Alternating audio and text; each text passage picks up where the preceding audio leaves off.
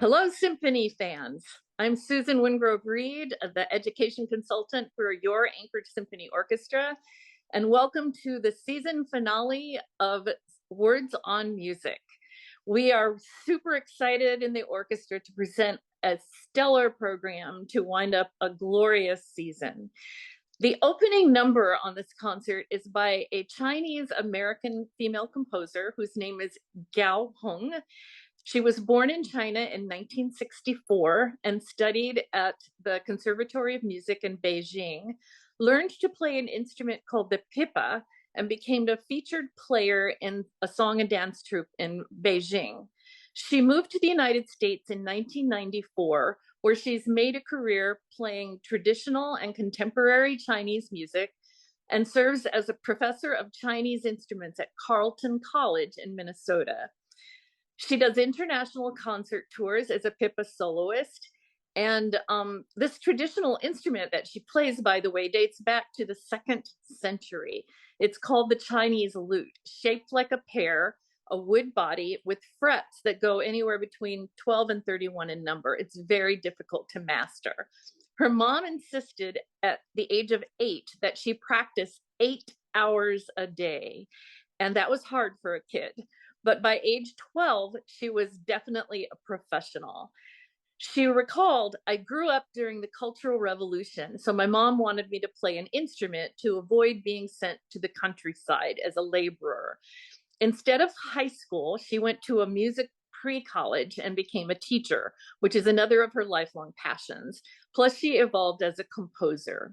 She has written works for choir, chamber groups, and orchestra, including for the Minnesota Orchestra and many others.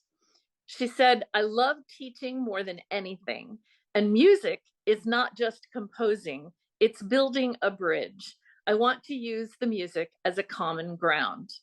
The piece we are playing is titled Celebration, and it's a colorful musical picture of traditional Chinese festivals, many that occur in cities and towns every year. Families come together. She wrote, in this piece, I use drum solos interspersed with instrumental passages to create joyful rhythms and melodies that depict the festival atmosphere of families gathering together in a festival. The concerto that is featured on our May 11th concert is the second piano concerto by Rachmaninoff. This is a contender for the 20th century's most popular concerto.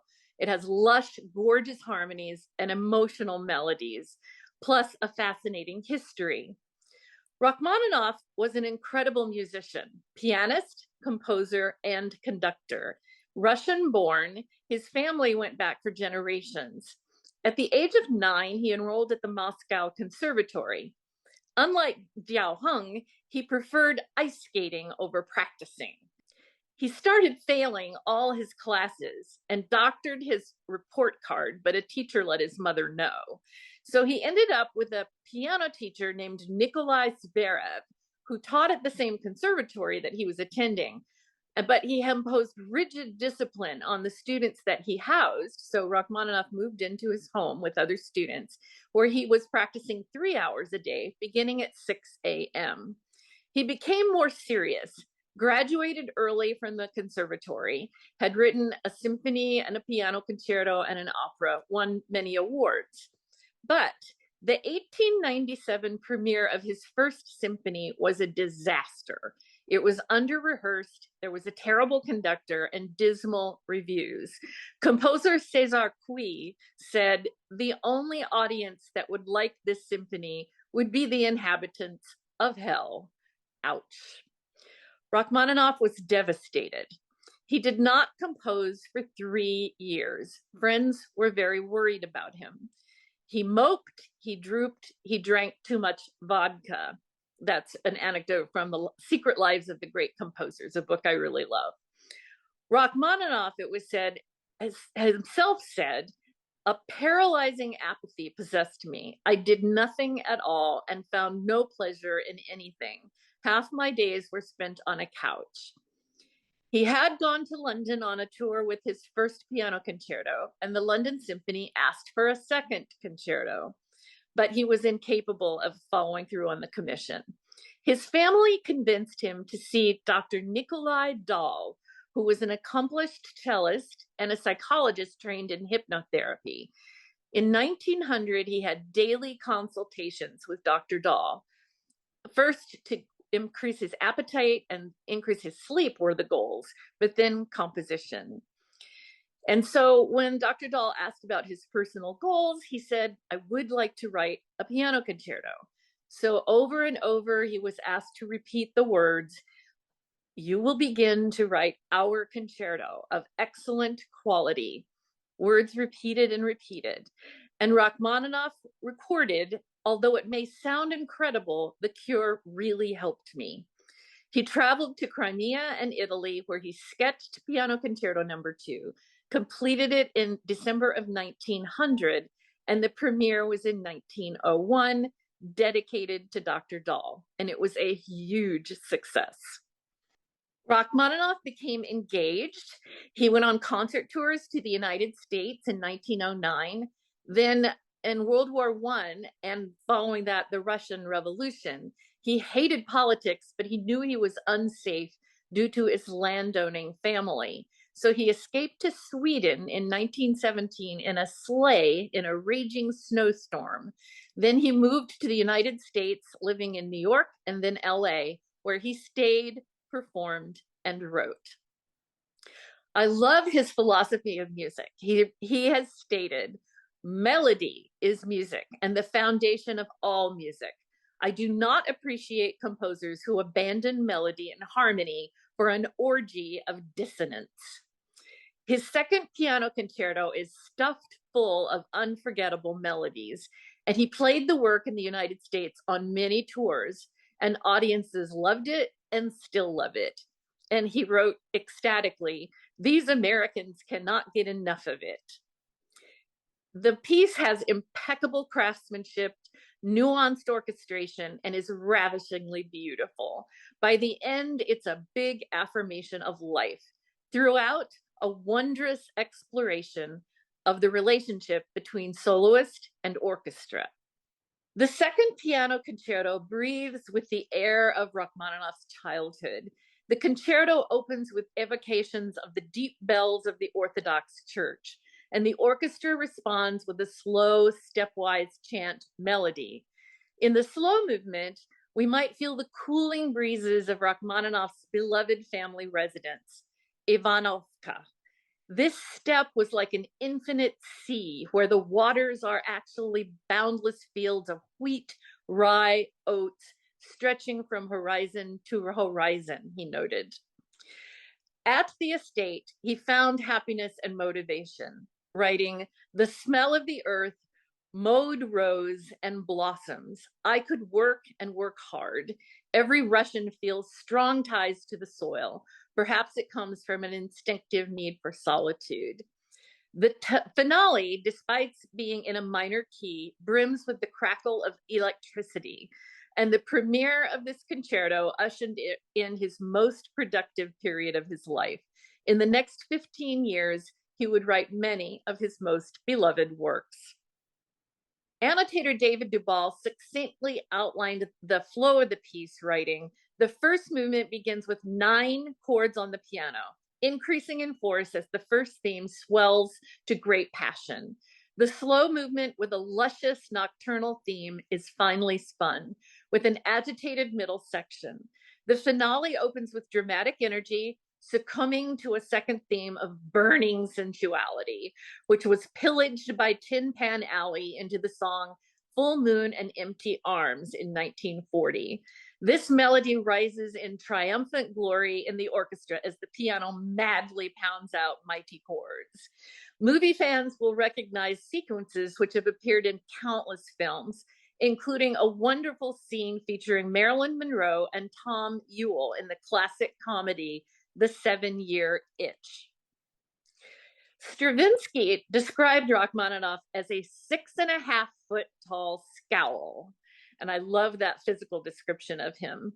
And it's interesting to note that even though this was traumatic, the process of writing the concerto, he wrote an interesting musical term at the very end of the piece, risoluto, with great resolution at the end of the piece, which is that affirmation of life. There's a biographer who wrote that the listener, when hearing this work, experiences the presence of human breathing and a vital flow of living speech, which goes from heart to heart. Rimsky-Korsakov was all set for a Navy career. Many in his family served in the Navy, and he was a cadet trainee and also a fine pianist and unpolished composer. He was introduced by his piano teacher to four nationalist composers: Borodin, Balakirev, Cui, and Mussorgsky, and he then later became the fifth member of a group referred to as the Mighty Five in a few years. As a teen and a young adult, he traveled a lot, including visiting the US during the Civil War, went to Asia, etc. But when he got home to Russia, he decided that he would become a composer, a conductor, a teacher, and he became a valued music colleague. In February 1887, his beloved friend Borodin was at a party dancing waltzes when he dropped dead of a heart attack at the age of 53. This sent shockwaves through Russia's musical circles. Borodin was a leading light, and it was especially hard for Rimsky-Korsakov. He went to Borodin's apartment to save his music, and he recovered the unfinished masterpiece, the opera Prince Igor, and resolved to complete it. In 1888, he was hard at work at this project, and this epic opera, which is filled with exotic music, must have fired his imagination, and he conceived the idea to compose his own orchestral suite with his own exotic melodies. The music Scheherazade is a wonderful piece. It's full of glorious solo opportunities. Its vitality, the charm of its tunes, and the effortless brilliance of its orchestration never fail to make an impression and to give delight. Korsakov idealized lush romantic music, drawing on folk songs and musical elements considered exotic by most of Europe at the time. He was drawn to the folklore collection 1001 Nights, a series compiled over centuries by countless authors across the Middle East. Stories follow legendary figures like Sinbad, Aladdin, and Ali Baba. Though many versions exist, they all share a framed structure, a story within a story. And that's where the character of Scheherazade comes in. The story begins with a powerful sultan. He kills his first wife, declaring her unfaithful. He kills more women, marrying a new woman each day, beheading her the next. His tyranny is so far-reaching that he runs out of women eligible to marry, except for one, his advisor's daughter, Scheherazade. On her wedding night, she tells the Sultan a story, and she keeps her tale going until dawn, stopping at a pivotal cliffhanger moment. Captivated, the Sultan asks her to continue the story the next night. She keeps up this pattern for 1001 nights, and by then the Sultan is smitten and Scheherazade becomes queen. Rimsky-Korsakov was intentionally vague, though, with his symphonic suite, refraining from creating a strict program of music to match a story. The movement titles are broadly related to the tales, but aren't based on any individual version. Korsakov does give us two signposts at the work's opening: the Sultan's aggressive, brassy theme and Scheherazade's hypnotic theme in the solo violin.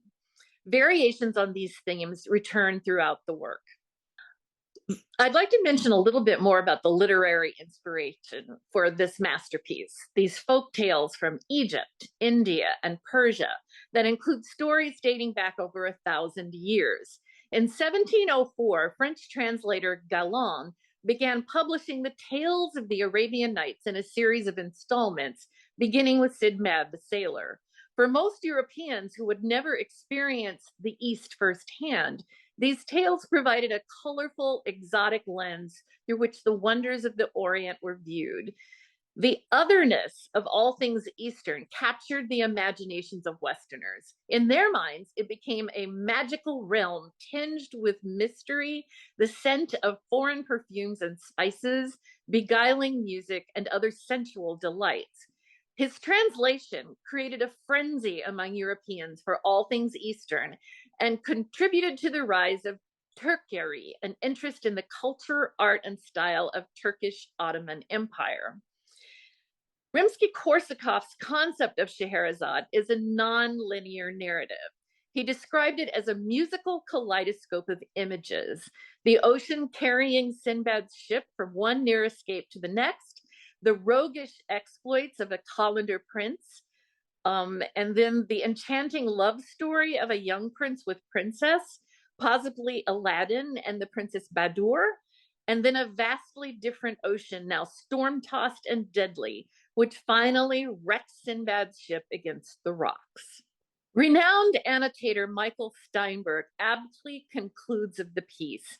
This is absolutely wonderful. It's full of glorious solo opportunities. Its vitality, the charm of its tunes, and the effortless brilliance of the orchestration never fail to make an impression and to give delight. Whimsically, he concluded, this is going to be the first secure night's sleep the Lady Scheherazade has had in almost 3 years. We look forward to sharing this epic program with all of you on May 11th for our grand season finale. And here's to the music that also lies ahead in next season's programming, which you will hear about soon. And I hope that you will join us for every opportunity to experience the wonder of live music presented by your Anchorage Symphony Orchestra. Thank you so much for your support.